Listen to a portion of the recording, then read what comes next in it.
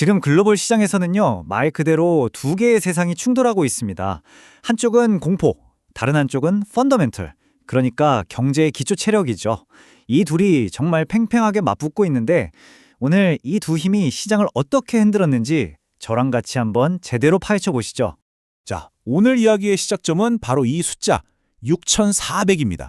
그냥 보면 평범한 숫자 같잖아요? 근데 오늘 시장에서는요, 이게 정말 어마어마한 의미를 가졌던 숫자였습니다. 바로 오늘 우리나라 코스피 지수가 장중에 사상 처음으로 6,400선을 뚫어버린 겁니다. 와, 진짜 모두가 야, 새로운 역사가 쓰이는구나 하고 생각했던 바로 그 순간이었죠. 그런데요, 이 환호가 정말 오래가지 못했습니다. 이 역사적인 기록이 글쎄요, 불과 몇 시간 만에 그냥 신기루처럼 사라져버렸어요. 아니, 도대체 무슨 일이 있었던 걸까요? 자, 그럼 이제부터 본격적으로 한번 파고들어보죠. 오늘 시장을 이렇게 정반대 방향으로 마치 줄다리기 하듯이 끌어당겼던 이 거대한 힘들이 대체 뭔지 하나씩 뜯어보겠습니다. 우선 이야기의 출발장은 바로 한국 시장입니다. 오늘 하루 정말 말 그대로 기록적인 롤러코스터를 탔어요. 아주 그냥 드라마틱한 하루였죠. 이 표를 한번 보세요. 정말 흥미롭지 않나요? 장중에 신기록이다 하면서 6,400까지 갔다가 마감할 때는 결국 마이너스로 돌아섰다는 거. 와, 진짜 몇 시간 사이에 천국과 지옥을 오간 거죠. 이런 반전이 그냥 일어난 건 아니겠죠. 일단 최고점을 찍으니까 이제 팔아서 이익 챙기자 하는 물량이 막 쏟아졌고요. 여기에 외국인이랑 기관까지 팔기 시작하니까 하락세가 더 거세진 거죠. 그리고 결정적으로 저 멀리서 날아온 어떤 불안감이 우리 시장에 찬물을 확 끼얹었습니다. 그 불안감의 근원지가 어딘지 한번 따라가 보시죠. 자, 우리나라 시장을 흔들었던 그 불안감의 그림자. 사실 그 진원지는 더 큰 곳, 바로 미국 월스트리트였습니다. 중동에서 시작된 공포가 어떻게 월스트리트까지 덮쳤는지 한번 보겠습니다. 네, 바로 이겁니다. 시장 불안의 핵심 동력은 바로 미국과 이란의 휴전 협상이었어요. 이게 잘 될지 엎어질지 한치 앞을 모르는 이 불확실성이 투자자들 마음속에 아주 무겁게 그림자를 들이운 거죠. 그리고 그 영향은 보시는 것처럼 숫자로 딱 나타났습니다. S&P 500, 다우존스 할 것 없이 미국의 대표 지수들이 전부 하락으로 마감했죠. 시장의 불안감이 그대로 반영된 결과입니다. 이 한 문장이 오늘 상황을 정말 잘 요약해주네요. 시장의 상승세는 중동 리스크에 의해 제동이 걸렸다. 그렇죠. 잘 나가던 시장의 발목을 지정학적 리스크가 딱 잡아버린 겁니다.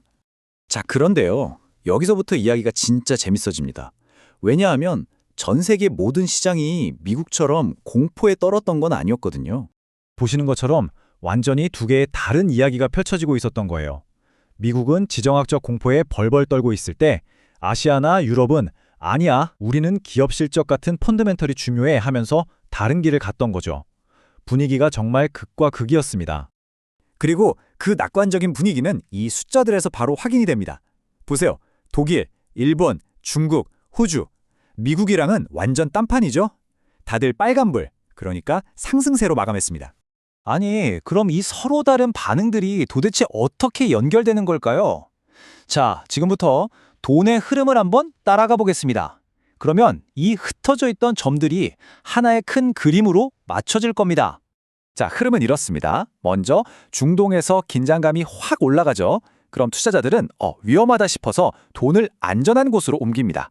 그게 바로 석유나 금 같은 안전자산들이에요. 그러니까 당연히 유가와 금값은 오르겠죠. 반대로 대표적인 기축통화인 달러의 가치는 떨어집니다. 달러가 약해지니까 상대적으로 우리 원화 가치는 올라간 거고요. 환율이 1,445원까지 내려간 게 바로 그 때문입니다. 이 그래프를 보시면 그 안전자산으로의 도피 현상이 한눈에 보입니다. 국제 유가 그리고 금값 둘 다 이렇게 껑충 뛰어 올랐죠. 시장이 얼마나 불안했는지를 보여주는 아주 직접적인 증거라고 할 수 있습니다. 자, 그럼 이 공포와 펀더멘털의 줄다리기 과연 여기서 끝일까요? 아니요, 아직 끝나지 않았습니다.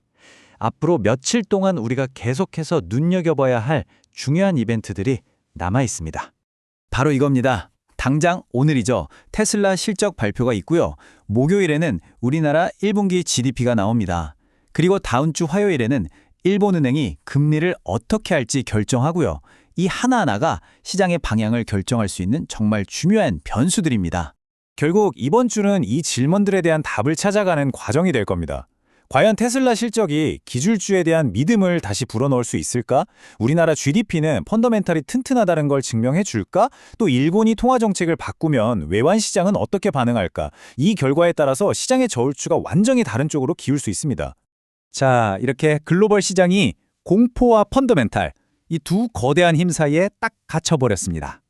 과연 이번 주의 승자는 누가 될까요? 공포가 이길까요? 아니면 펀더멘탈이 이길까요? 여러분도 한번 계속 지켜보시죠.